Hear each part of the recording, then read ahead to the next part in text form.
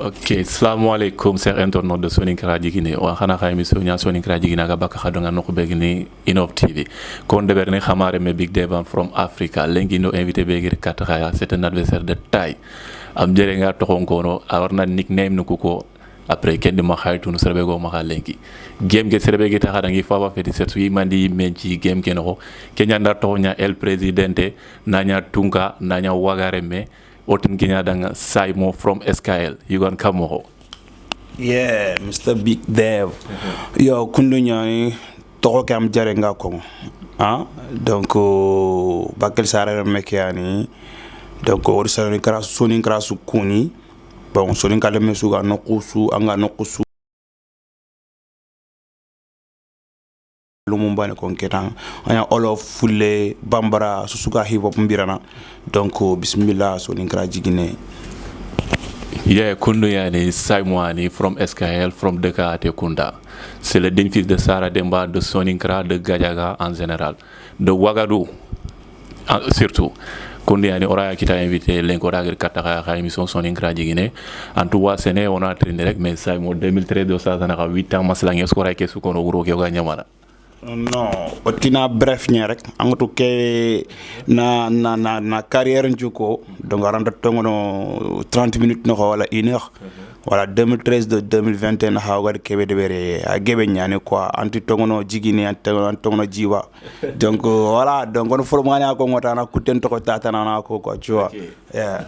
Ok, kuni ana tuwa sene kempalle comme groupe ko haram mo sayani ana rap njoparo sa sana 2013 sersuga suivre ne sur Saimo TV angana daga parce que a biographie ngodono yigatena nga jar na auto 2013 sa sana mais comment ça fante en français nya peut-être yogoni kharang i famun yogoni enti famun occasion ya lenki émission ki oni détail khadanga kenya na ko comme introduction nya mais non kunya développer ne émission ki no ko banet bane say peut-être yogoni yan debintu yogoni tantu peut-être ata fana fait aga interview ndiver ar deberi émission gebe ara mo gonko nako mais occasion ya lenga ata fana agre comme Soningra jigine ana profiter ani du expliquer gagne ko da kon Saimo ado 2013 a débuté comme mo peut-être ara na yogoni mu dom ko émission ko tufayni ana ñi bogi xara nga kumpa nga ko. Voilà, kundo nyani donc Saimo jeune rappeur yani asare Bakelia donc asare 1994 donc à de rap njopal 2013 bon a jopé belandi 2011 12 mois 2013 rap ke garna yime sondo me nga après on décidé à yime na carrière de tu vois voilà ga carrière ke de Bernardo Serenyan jopa domé amenyange a akhi atone Mr Nati de passage dans big up voilà donc 2013 an carrière ke jopé genre oga joperon studio ho na jopé micro lagara ga sek sen xama 2014 voilà mandan ke lenki kharbisa odo mouvement ke mais voilà donc kunu ñane résumé ñane tawe ngar ko mo xombe rek on ta su kongo donc du coup en quelques lignes ke ñani Saimo jar lamanu ni album ni fili deberi donc baneke deberi 2018 baneke ni deberi tout récemment 2020 premier album qui toxone Iqra filande qui toxone MCMA donc ro projet ni tan khafari na khari yeah.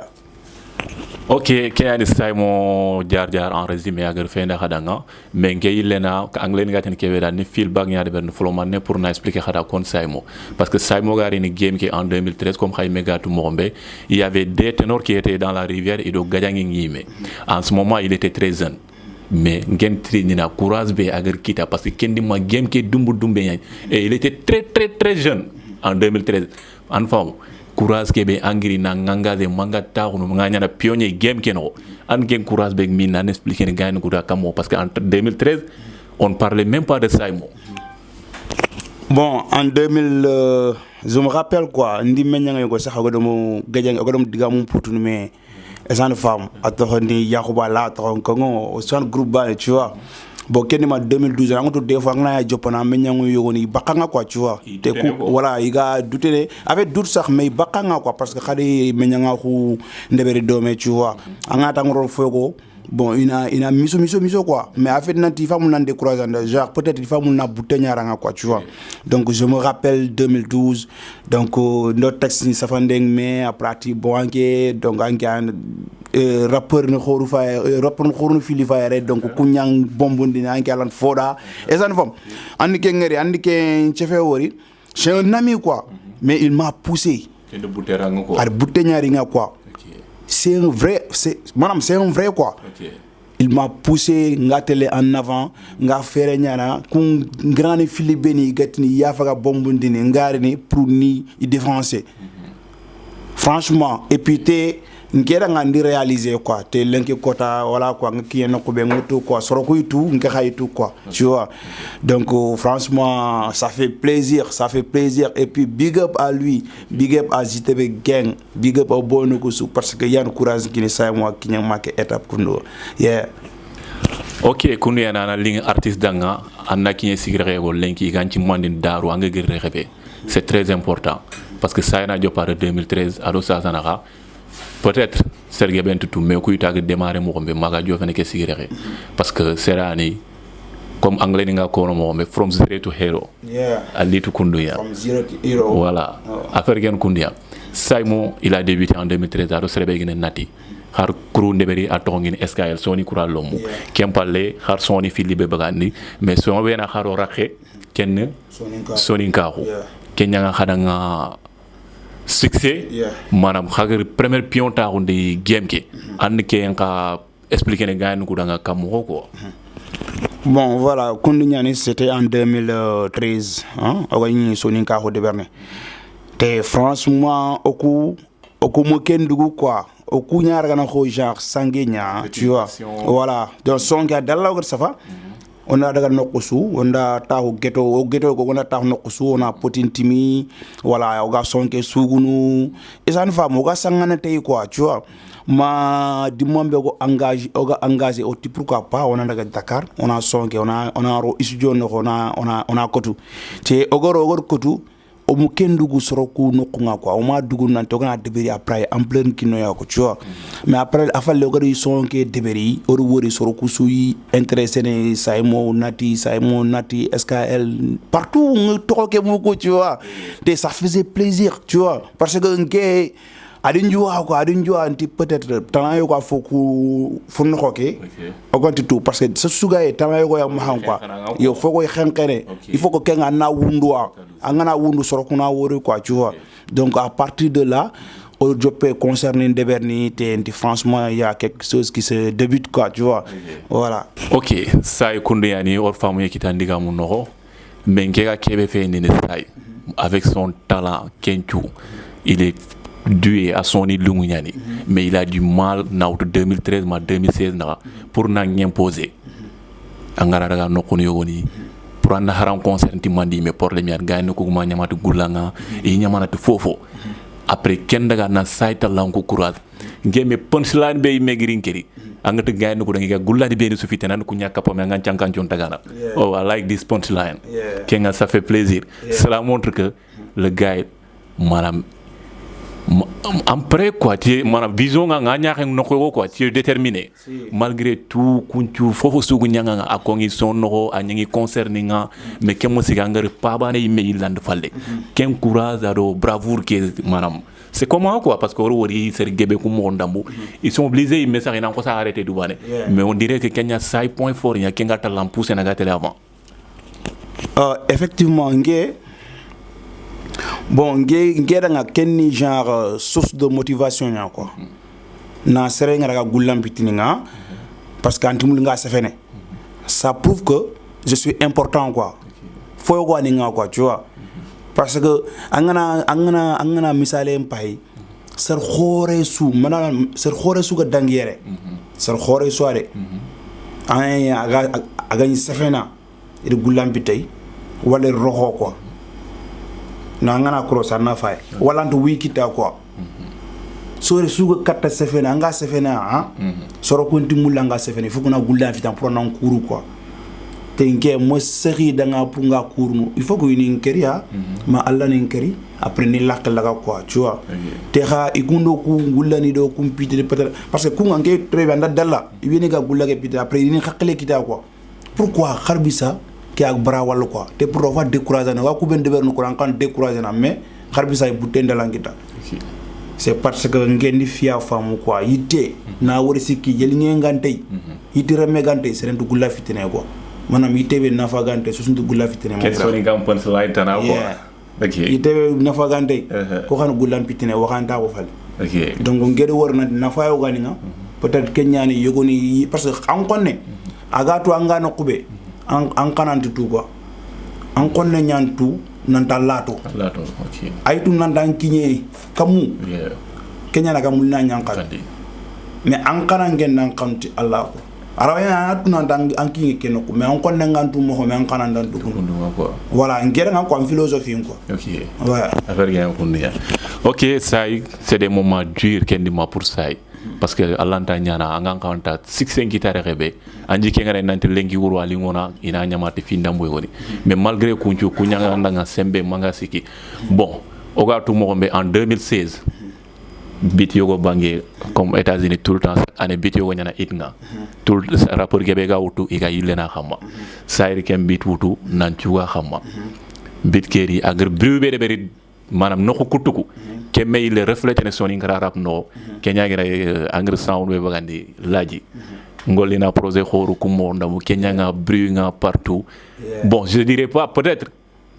erreur ñaan karayo mais occasion yan say ken nga parce que ken ñaan nga sababu grand public ke gantunu ani le profiter na no na tuini gagne ko nan no xagin ci mëna rexbe talata ngay no kan ko tigi parce que agi classe ñando serebe na xa an walla lenki le lendemain na jabi et cela montre que akama talang mo parce que gagna yogo a xempene gilli 15 mois mais ando tuinde nanti je suis déterminé je suis là et je serai là kenyan ci ma public ko sankeni pourtant ngira itini en 2016 année say go jopé yi message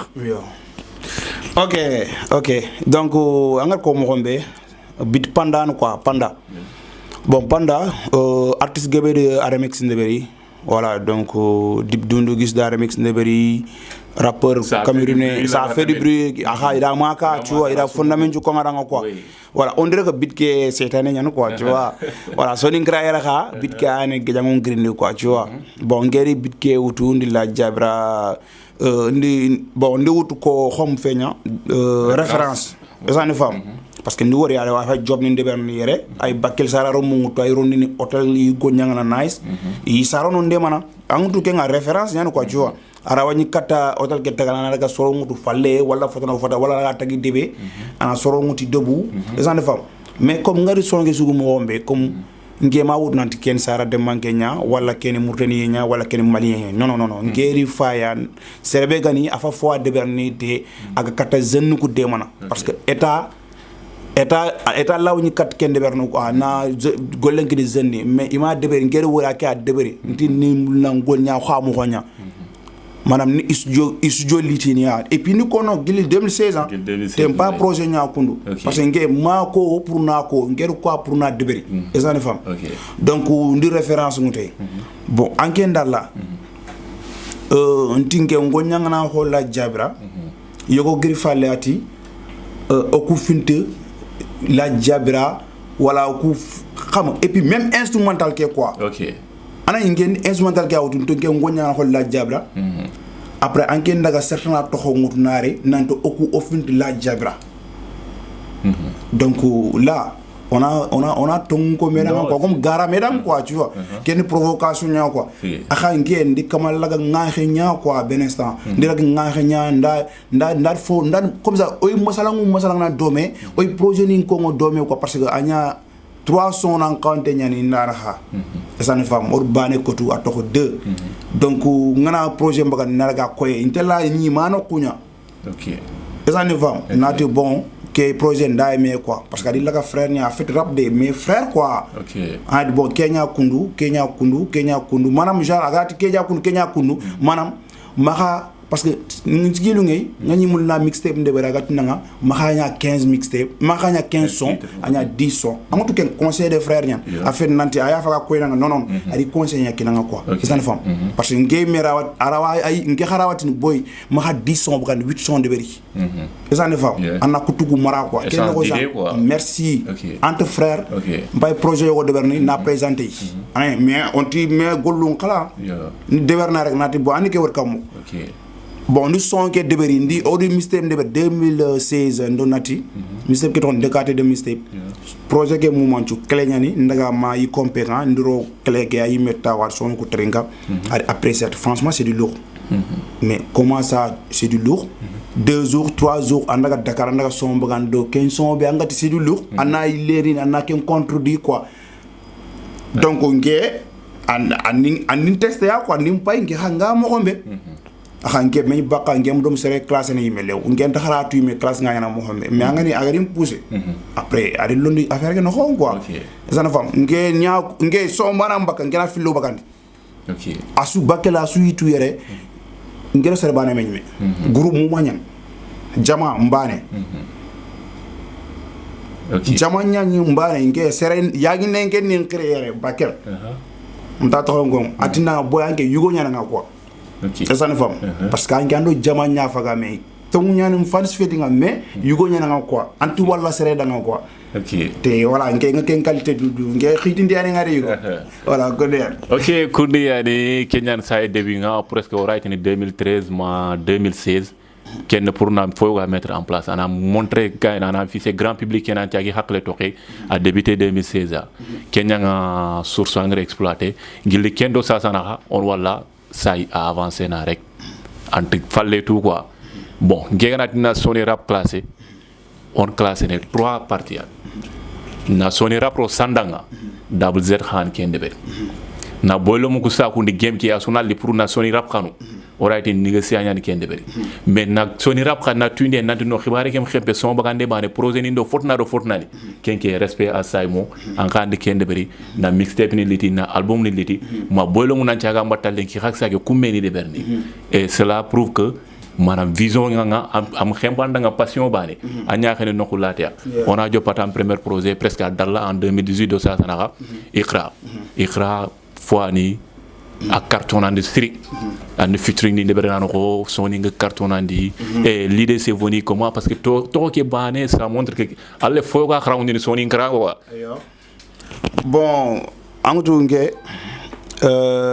à chaque fois ki nga yinge yin ko langa quoi manam un rappeur déjà, tu es un enseignant quoi, tu vois. Donc pourquoi pas un premier projet comme quoi, tu vois. Parce que rappeur, avant tout, il faut qu'on ait servi éducateur quoi, tu vois. Voilà, c'est un éducateur. Donc on a Iqra Trinka, à la base c'est ça. Titre sur titre, on a une éducation ya mukano, kharangé.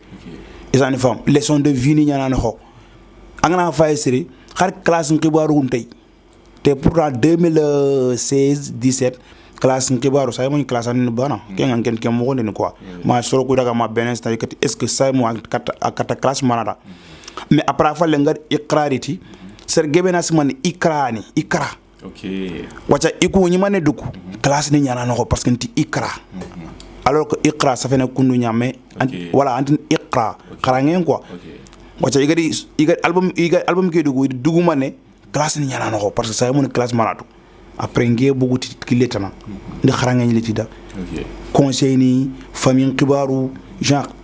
bon thème quoi tu vois na soro ko killenga quoi na revendiquer siri affaire ke nako donc kundu ñani Iqra ka inspiration li Kenya enseignant di na Kenya premier projet voilà c'était ça ok cool kundu ñani Iqra anya itnga anya partout soni ngranga no kusu mangru mugu Iqra en profiter ken no na 17 ni deberi soron foni robo ken dangi falle on dirait que Kenya agr saita l'empoussé parce que Iqra me arbru ni beri yogoni nati vrai album ñani yogoni nati vrai album fait Kenya le saita l'empoussé ne 2018 19 ani le concentré national na tuini gan ko nanti no projet tanayme kengeno ko MCM 1 an et quelques ango concentré à xama nardi mais je dirais quelque chose ça est point fort bané ko c'est à saluer parce que à chaque fois comme tafna ke numéro ko nanda na rapport ngi projet magan ngi ni projet ke moment ci awtu na terinka et ça joue en projet beg dangi comme 2018 angir tokora Iqra alanta to ke nyana Iqra o gana ro fonno yo gante éducation ni no gante enseignement ni dono et kenga à chaque fois à refléter ne ça fait nga le cas de MCM moi contre moi 20 titres nous ngana suwutu tu sens que moi contre moi ayana sukhar ça et c'est ça madame faut regarder c'est pas donné à n'importe qui quoi. Bon en rapport Gebe wala album de Bernouach c'est pas des albums, c'est des mixtapes. Tout à fait. Parce que ñani anga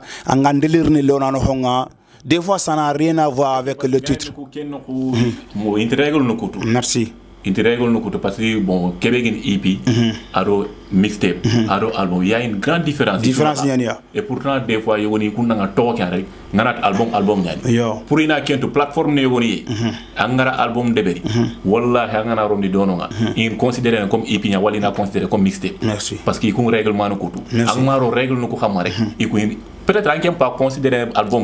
mais pour nous noter mixtape nya wala EP. Merci. Voilà. Bon ngir Kenya parce que un album de Bernie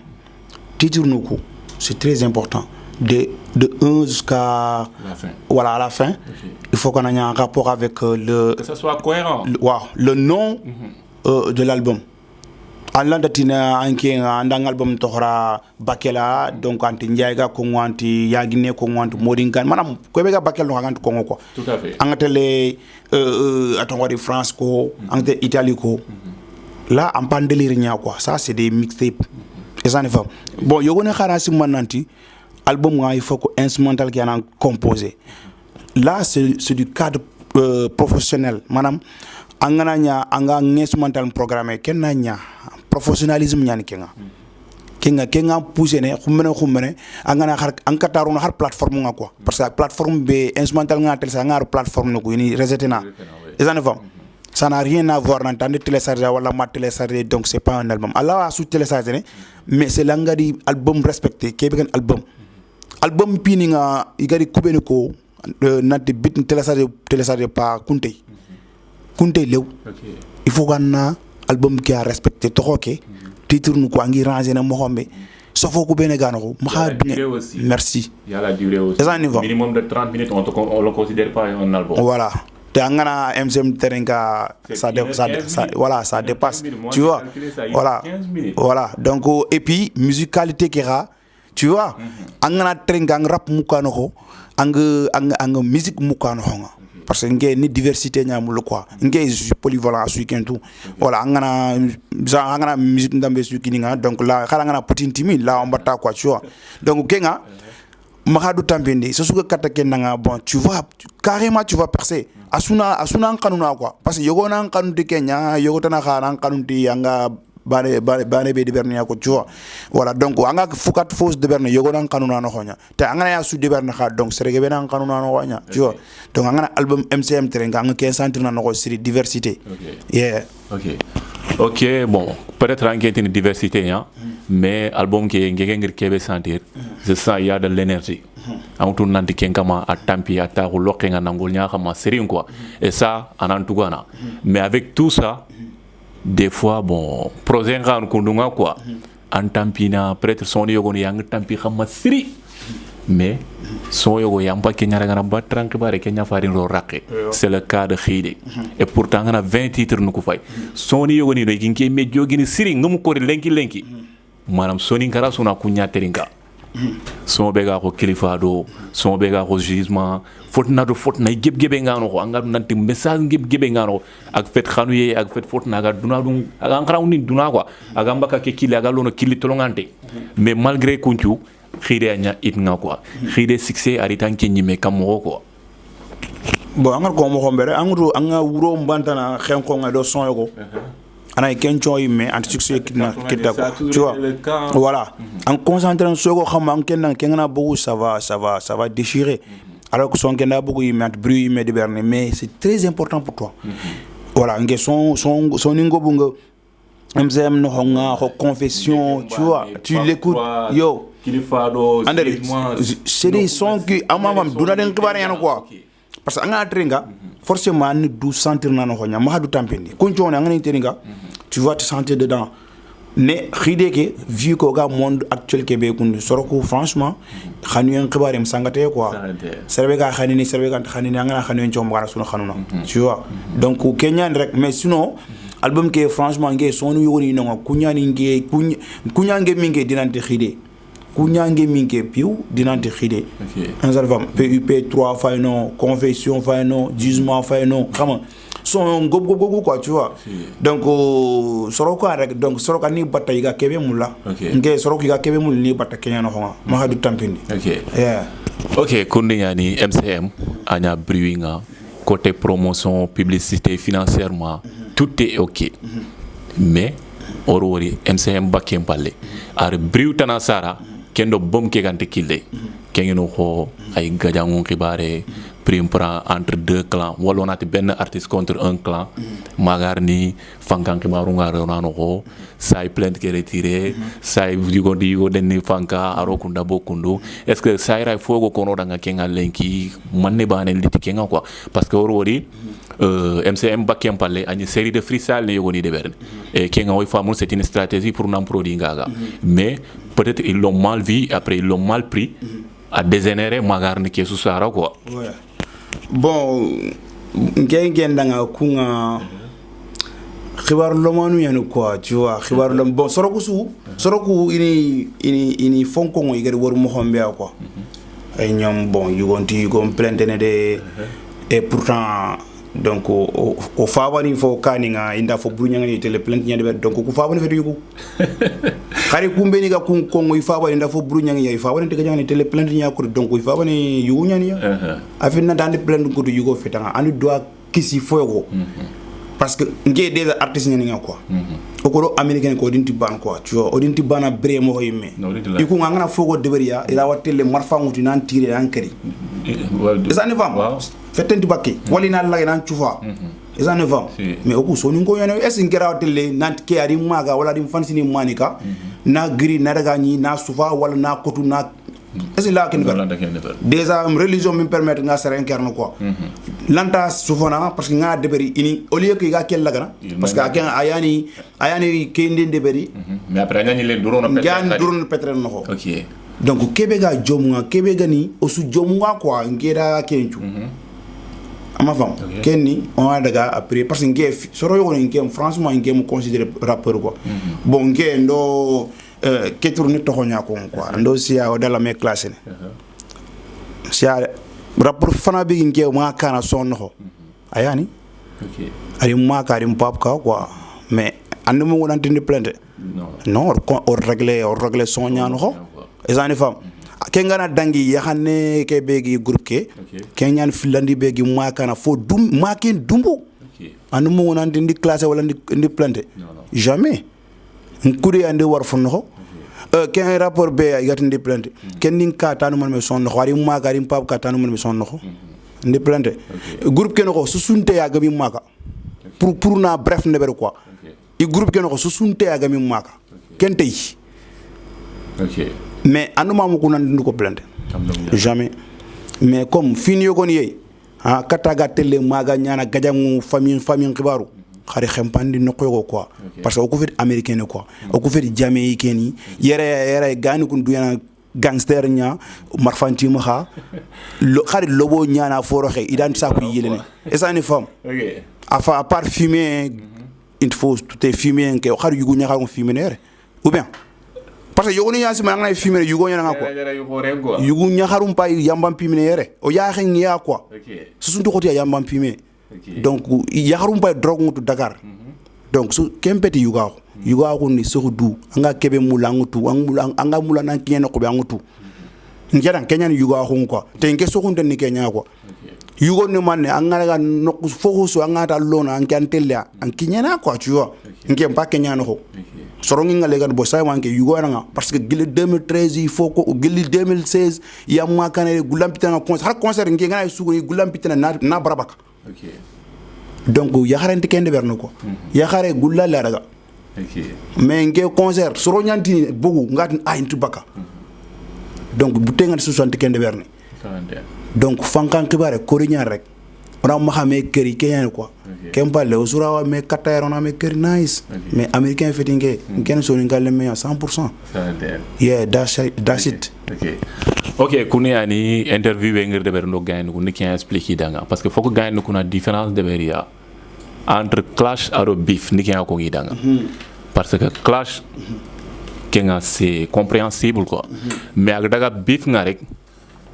bon xabugu rap no quoi parce que soit a tele régler celle nya gaja ngedo ku meni wala na lege fanka parce que ni kenga ko ngidanti parce que peut-être ça ar khasama fini ku ga leger ne rebia mais tôt ou tard ani leger ne keno quoi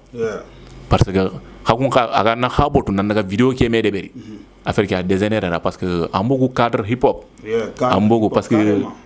na vidéo ndeberi na fini ko ni deberi bon c'est souvent apprécié c'est souvent apprécié quoi à vrai dire quoi amudu ke we gari nge pousser sa ngar kende beri wallahi nge ni ta kuna kunda mfansi na message kay kating say mo angama ke plainte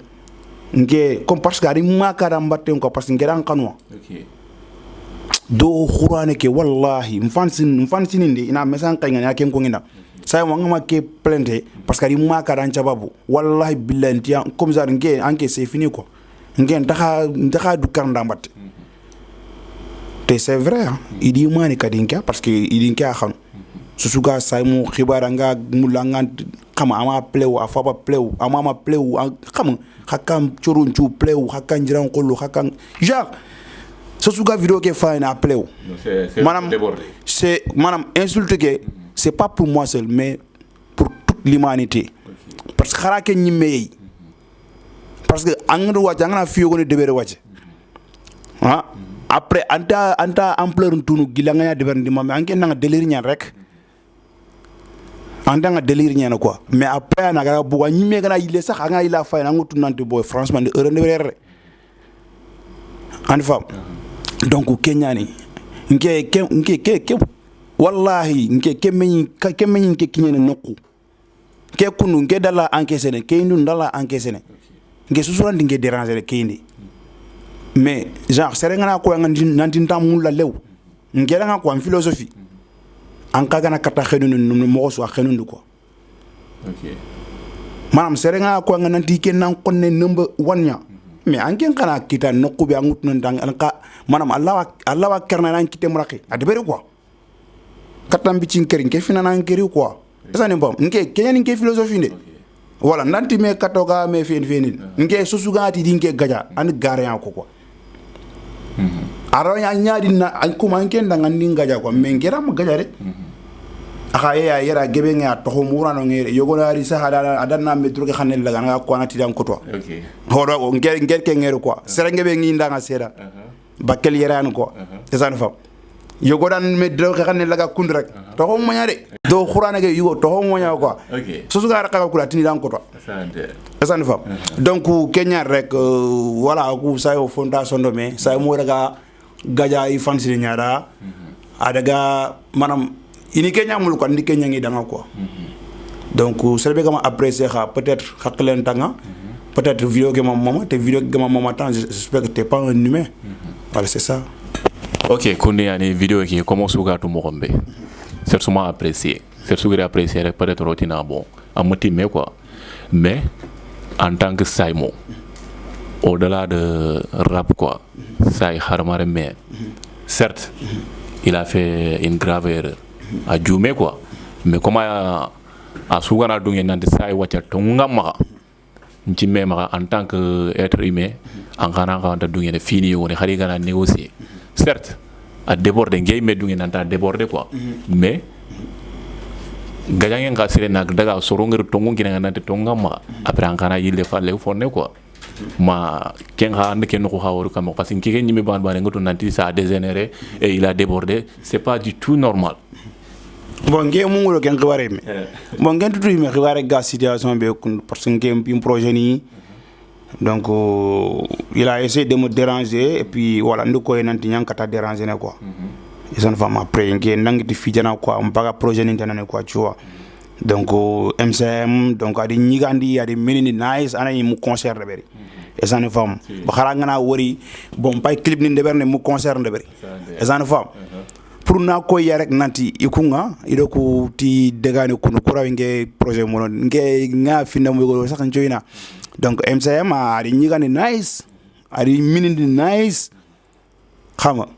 voilà et puis ke xibaare kunu nke mure ndange yi xama peut-être ani ya do fankan ha nke voilà nke raqay menta haye quoi nke genre qariga ima kan kanjo yime parce que nke tay nke c'est bon manam metti ndang yi yampare parce que mvansini ko ina yampe nya muri mvansini ma parce que nke feti quoi parce que c'est linga gani gam singe dal nga sergebe porte plainte nke mo sere porte plainte pour ndoxande mvansini ko beni gari manika donc pour ni respecter ina vidéo ne berina ina yampe muri ma non peut-être que nga xoté ya no xoté ngani donc ke pour ça mo xana comme que nous conseille bané qui en tant que frère quoi parce que hip hop soit na no ngam quoi comme surtout ngeen nanta déborder no su garan ka ñaga parce que ku katanya ñaga certes lengi anke mu ro xibaare ki mais agaro kubeni naka tant que anke ngir kebe rono agum begno oranta nge par ñene mon frère nge gagne serente am moi non peut-être non serebe frère wallahi billahi serebe gi xona 3 ans mar 4 ans ga segene sen xabagat na maga kenga kat fos de berna ngel kunju bira yare mon frère non kera ma fam tam ngel kunju bira amatu nge voilà angani serbe ga décourager ngam ci rap ci and voilà ngel ku bira yare mais comment ngir kencu bira seren idi kende berinke et puis yani il xone 3 ans na segene sen xamma say mo ma pleu OK ça ne va bon ndaga minatu nante ku ga nyinke kitake occasion kundu parce que nge histoire yogo yi aga do munyana mu xenno ko so sunti kentu iku nyumuli na nya ko plainte nya ngen mu se fait mais iku do mu guy menti xar kentu yume parce que histoire yogo non quoi ça mo gana ke affaire ndame debe xar ga porte plainte xibaare nya business nya ko foyo kan quoi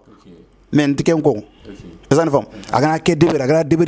aga ke debe rek xadaga plainte quoi audio qui tron quoi donc ce qui veut dire que iku ngagn ke occasion qui ils vont le saisir donc ils hésiter na yimeni chokonde quoi donc ngi ha occasion qui moi je n'ai rien à foutre wallahi billah qu'il aille au diable mon frère moi je continue mon travail que nanti yampe muri ngi teringana non moi je continue mon travail et puis j'écoute personne tout teringana kenga susungati yampi mo kan dan teringana ama femme OK kone ar ngotu kenga après on ken négocier après émission qui a quoi kan insulter parce que fois année bon ar game ke verrouiller folo manne ko ngana fay kara yo ko no ando job ngi me kara yo ar texi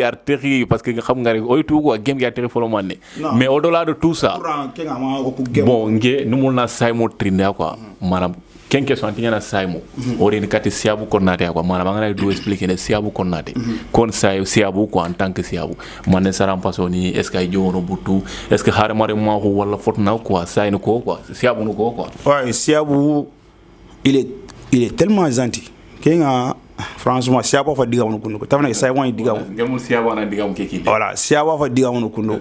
donc franchement il est gentil wallahi ani fayna bon nge nga terene kiluko nge susunti sa bakka la nati saymo ki siabu aduutu yi xamma parce que nya saymo nge dangini kiluko yagine loqe wo modin kani loqe wo njaay ga tout ça ini ngala dimma su yere ngay bakkel no ce qui veut dire que nge litwa nanti idin tindorom pina wore quoi katti gi irame wallinga quoi ken kunanti lande du wutu bakkel nga lemme su xamma ngare esani fam donc siabu am hayan kan tenyan siabu ngana fo de bere ara yam panam ma Simon peut-être game ke no ko nyaan fo de bere vous allez régler là anda régler rap ke anda bugu rap ke cadre rap ke ana ri comme ça vie réel wala nyam pam han quoi ouais parce que Québec si ngir kenko Simon gare mourane ikanyi mentitu on même ko WhatsApp ko monda mo je ne sais même pas là où il vit émission ñano kappa mais on l'a fait à la radio occasion à linki o ga de berné avec son et Innov TV mais serani ngut nan harmare même pas ta moyen pour man ngir kenko ndu so do fois xamma parce que ndu foré amno harmare menju yogo ye yimme sax mitanda men nga ko do fotna haran cara na be gran cara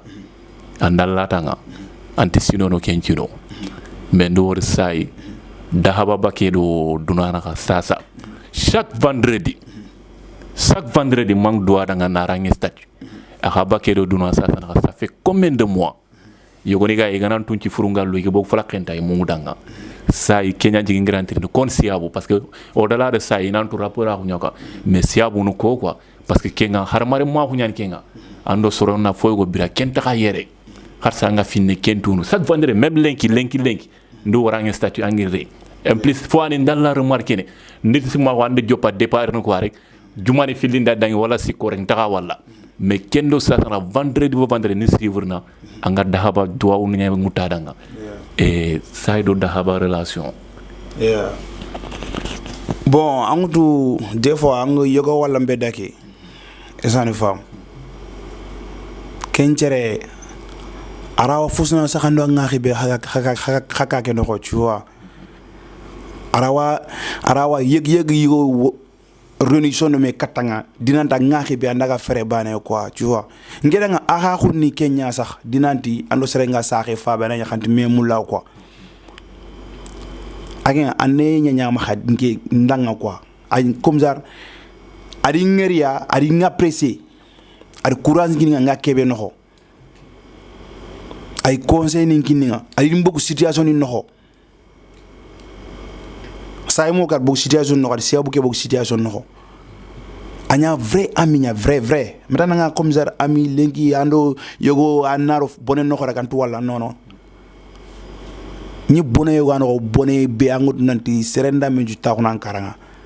mais lui il était là il m'a soutenu geli début mois fin te sosu mo ke mugo lui seul il était là kenjere après khumene anganta wala lew mon frère si le ange ngama nya fisri ngale angalanta mungu no kenjere serebe kara mbugo situation no te des situations angatu nan kharam famille ni mera wi fallon ko enanga mais lui il se présente à non ma décourager mpayre anti galère ni to xere formane be ko ma nga on taxani domia mon frère kenyan akhakhun quoi lui c'est pas un ami seulement ngeen considéré comme un frère et jusqu'à présent c'est mon frère te aga nokube Allah ganna anema Allah ganna tuma kanya aljanna quoi te nge inshallah mungu entey vendredi sou inshallah nge ndo ngadanya ngana sali dimanche ndo ngadanya mudomu comme na nintenge le nye na ndaga na ngrisal lop na ndaga ngaju anani mota danga Allah ganna tuma kanya aljanna non parce que sere nyane quoi te ame amuno wacha ke duna kundu anda me nyangi train do me ara nyana ayana ngene mi xor ni mais sere gamba ka situation no ke nyana un vrai poteau lui c'est un vrai poteau voilà. Ok, ça est vraiment c'est triste et au doanga do filame pour en danga parce que amuno wallahi faut aller remarquer nga siri comme ko anda mombe au début je croyais que vendredi bané philosophico ça allait se limiter là-bas mais j'ai vu que tout le temps et occasion yani anna tuinde dunasu parce que harmare mako a hoten siri surtout vie d'artiste parce que bon artiste karo sur kuntu bana bremo kiani ngi to gana meñi plateau lenki nantrindi manam khadangi ti kan kharu maintenant au delà de kenchu nti mema say khan sera manam sara hum pata mangay peut-être rap nyali ke sigire ma ku fi nda musu garonano kiani ngi te est ce que au delà de rap ke falde manam khirsu ngana me ko fusay nalli troyen chembanga kendoron taw manam ona nya mémoire de dahaba na nyagati kenkama say pour na plainte ke yillandi manam ona jokki do fort ngoto nadde ke ay nyana tafana ay nyana tale gren ci mema seren ta keme de berni game keno parce que c'est une leçon ande ki lengo yananti ibe gana keme de beri yera na nyamali nga ci mema seren ta jongana yime surta ga legerne dono. Bon moi je sais que si Dahawa gagnera yime Dahawa yime hein il ne va pas apprécier ça. No keke sersun apprécier ne ça ne va te que c'est des trucs xarbarame normal te ñimé sax ha anyi menga sa anna ke fay sax anyi mena taxine kita kat kamango ezani fam ngewa no ko be kundu sax je ne regrette rien hein. J'ai fait ce que je devais faire te j'ai pas regretté te har soro ngana ro kanga nga kebe ko fansi nga ma yampa ma nge nyampa ma nge si abu konate en tant que gi nge nyampa ma xango mais fansi nga ma yampa ma nge yampa ma xangari parce que igara yampa ma xanga lawte la attiré ko yogoni ti nga deberi ku ngi ni ke wala lew parce que di mani ka dinga bat ce qui veut dire que ndiga me ga labanten mon frère c'est pas moi c'est les gens qui me suivent donc iku yani qui est pilote et ça n'aime pas voilà la base c'est pas moi quoi voilà kon kenga ni say fans ni ñaaga na kenga rek say fans suga émission ke fayane ke waxate sur Enough TV manam à la place de Wos Family à la place de Bagzo ngeng yampe murna khasusu sumaha say meati yampa mena suga say fans de certes il a commis une erreur mais say meti yampa kudo hakun fans ni gabane o yampe murna khasuma certes suga yampa anaro commentaire nga wuredu nanta nyampa xibaare ke ngis man après ke ngouté big dev après ngana solution mu roga régler ne mo xomé quoi certes suga say begene an katayna nokusu warevo anga nokusu duna nokusu o manam o yampe murna ma ke xibaare o mulana xempe quoi an fam ke ngana dangi say MCM dangi son be cartonandi ken khide kempalle anya 650 titinandanga it parce que a fun it nime parce que lemne sou sare 2019 2020 asu sage diga men ceranti kenso lemna lama no wangini worno ko su khide mpaga kala jote khari nene mu tolongo yime sal a dangi it ngay sage diga men ceranate ya quoi khide 6 anya ndanga kamo quoi bon soye franchement nga duwala no kondambe su tu vois réseaux sociaux ko sur TikTok, Facebook, YouTube, gagne ko partager partout, Instagram tout. Donc c'est une fierté. Ngela watine sa xide avec nanti ñan artiste ke ñan sugo après nga du vantene mais on a classement de berni ke ciné aro ciné ben suga dangi xide akapa hit ni nya quoi tu vois akapa hit et puis amma doma wala nokosu en femme artiste ninga soninga chugu ngutu iga yili reprendre ça kadi artiste rappeur kenga ay mesax muduma wala ko ngefa personnellement donc ndi wori ger ko woni sikimo 3 ndi ko woni fili wori et puis certainement yugu ndi c'est que proposé pour na ko de dabaté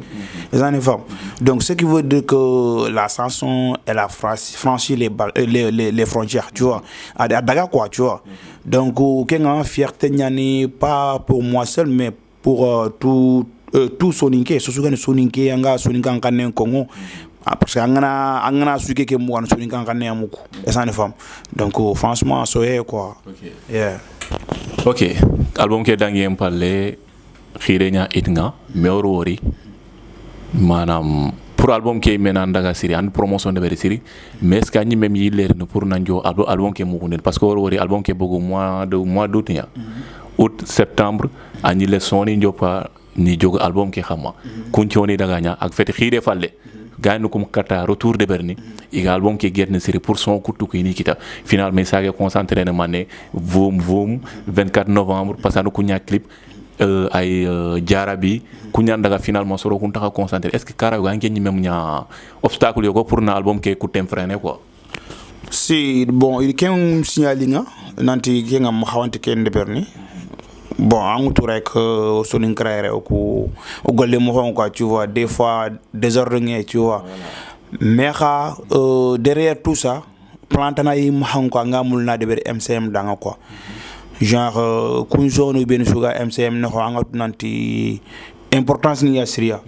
ni de ber clip esan fam ke ngan surku yilan ni falle khadi esan fam ke plan yi mahanga tu vois peut-être de heure de ber yi ngari son ko tegli xamanga puisque nan compte concentrer sur la promotion de l'album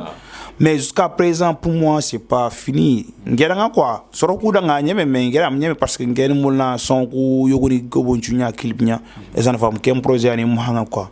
voilà ken ok kono yani parce que fois ni nge menger wori automatiquement di no sai ay me fi projet mbono nyen quoi parce que MCM manam potentiel nyen wallahi nge ne teringana tout le temps à chaque fois anno manam fotna kharangano ko antina no est ce que muñi ki a teringana daru wala khasu dangi teke on dirait que tout le temps ngana teringa kurumana mais après ndi wori anga série de vidéo ni de nangi jokka xamante ke a est ce que kay mam lef ke freiné surtout en période bo xamantene concerne tay fofon tay corona ya nam pam bat bane ya allah ni profiter ne anna ganu ko wara corona ke dimina album ke teringa siri mais comment ni mer souligner nanti erreur ñani mais engrais kebe xako c'est une très bonne idée nañi le son gebe peut-être soro kunta xamne mako parce que xire fay lenki har olofolo mo ngati ngara tout récemment on avait Sister Kenza agro interview ne bra xamana décortiquer siri malgré ant xamne ke même ko message mais l'image ken de pousser à la digam na xamma kenganari o digam no manne xide clip ki xamma ar bruit de les 2 millions manen ci ngati 2 millions 1 million tournage 1 million de vues o gana ko mais ça fait 2 millions o diga mon premier 1 million ki xamanya mais kutande ngobo say clip escar 1 million parce que youtubeur yogo wara diga ma xamma nante say do clip ngi me xide il a dépensé 1 million gaay no kutino say ni ke mbaka minna aro kunda boko no gauche droite konin say falde ma say kata ken réaliser clip de 1 million bon des fois il a dépensé 1 million. Cela ne veut pas dire que 1 million ya outnaro clip qui mais angana dépense no kusu fa agar kebe sur le clip qui est-ce que c'est pas au-delà de 1 million est-ce quand font 1 million est ça ne femme moi j'en sais quelque chose voilà c'était pour na éclaircir combien d'intérêt merci ngutu tu as dépensé plus voilà okay. Donc clip a fait fini quoi al faut gebe trendy tu vois donc ntiti nga prix kongo sere danga nanti ndikere mais ngutu trewe nanti ngar kebera gebe nyane esani fam te sosu gani connaisseur nya ko nga photo réalisation khibara ngana fay angari fay sax andi signaler nanti nanga ke ku nan khalsi lay ser bane fe sero filifié sero sikife sosu ga réalisation toi andi signaler quoi tu vois. Donc du coup am jere nga sef geben de berne parce que goleta nan yo du quoi am jero ga foko ngo soni kra da nga kebe ga xo khalisin xibaru fotana on tumul nga kentu ni ay message ça ne fam voilà ken OK ken da ngem parler deuxième 1 million que Orini Kenya ken 1 million de vues qui a Saïr Afis Ndeberi n'a lancé nanti Khire doit faire 1 million de vues mais ngeke mbarbare Khire doit faire 1 million de vues alors Khire ça va faire 1 million de vues c'est différent l'objectif c'est de faire 1 million de vues mais ganu kuror mokotana diga mungobo kirinkran mais moi je dirais pas que c'est impossible parce qu'on a misale mutu leus diwandi a projet mixtape diagnostic angara diagnostic muma mutu agre vibe kita est égal son Mourak Lem clip qui parce que clip Mourak Lem clip mbane ça fait 11 millions de vues et pourtant 12 millions actuellement 12 millions et pourtant on a projet qui a fait que ça fait 19 millions ce qui veut dire que à son kutu 8 millions ya maintenant que son bane fak daga 11 millions bagande et pourtant am dom tauna sima nante que son bane rin cartonné nanda 11 millions de beri voilà c'était le rêve de Simon mais yogoni da metini rêve utopique yani c'est impossible voilà occasion lenki ana diga mu kenka xibare détail be ni gara batim quoi voilà donc amutu rêve sosu gaay anda rêve quoi bon ça mo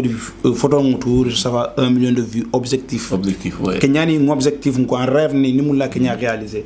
ado clip qui na bogu ni kenya kita ça va faire et ça doit faire c'est différent c'est deux choses quoi ça ne femme donc nge rêve ni mané xidé ana 1 million kita tôt ou tard et ça ne va rêve ni Kenya quoi mais mettre kita so nous ko ngene ndemana kita c'est possible parce que ngera ngande mérité parce que ndo clip kay mérité yogoni clip de verrière ke xide ga xamma témer yoon et ils ont eu plus de 1 million 2 millions 3 millions qui a vu pourquoi pas au coup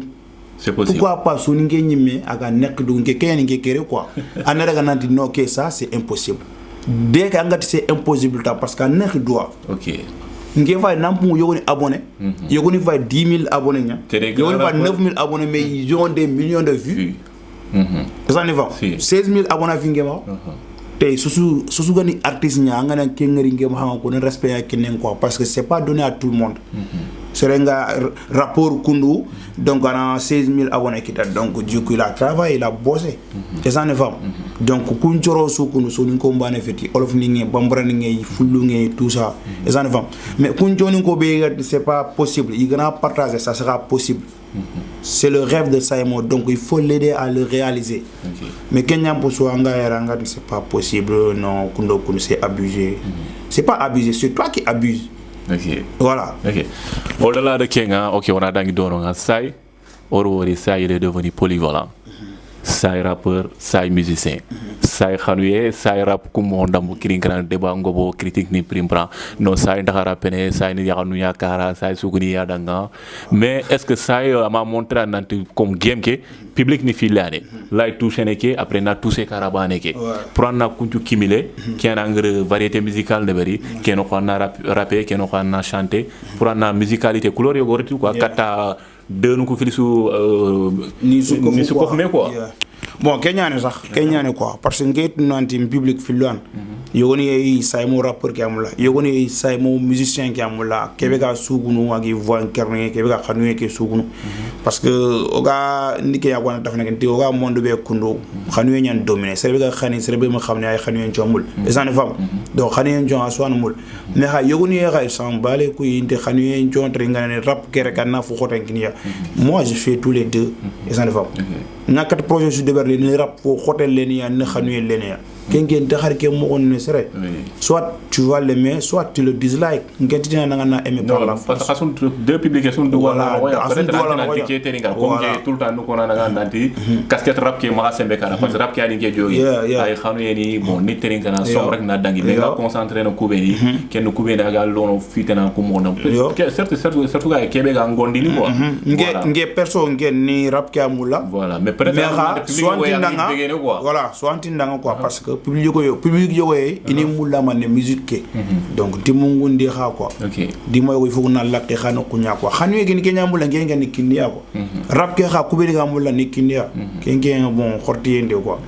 étape ñaan Khanouye nga bëgg lenke xu mene rap na bu pour ñaan ok ken da ngeen parler xam nga peut-être dima dangi en rare de beke folo mané mais fogi bay passé né parce que tamna ngeen ko ndiga mo nanti c'est le digne fils de Sara Demba de Soningra de Gadiaga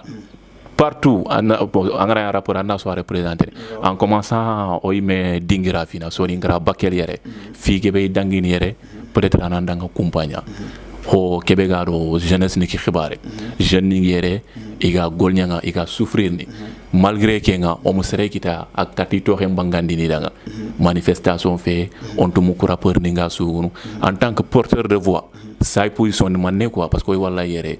recrutement ni nga na ho ku ben nga horo selande meni debe kere mais jeunesse ke fayere jeune ko fayere e wurno di tuga dini ya pour ina kita golle yan bon serem tim rega kasene anke en tant que rappeur en position nyana kanga bon kundu nyani angutu yere oku i munguro asri ngati munguro asri oku jeune quoi parce que ama wori Bakel jeune ku gol droit ngolle gi ma hanga eta gadi kinia manam il faga kilun churon ok oy mulla quoi et place de l'indépendance que na franc-prendre oy kenchu mulla quoi mais au-delà de ça jeune ku golle ganti ma ça fait 0 en rosar engrais se multiplier par 0 ande debe commande debe franc-prendre mais debe lumnu wunu quoi et ça ne femme donc il golle be ken salande kia ku beni ka selan nere yogoni famille ni ma yogoni jikken ni ken salaire bana voilà mais xibare be ngar mugu nanti 5 mois ay tele inti tukana franchement kenga kendu sax c'est une désolation quoi tu vois jeunesse que am ke mérité quoi parce que à kater mo so avenir ngani jeune ni ñam hanga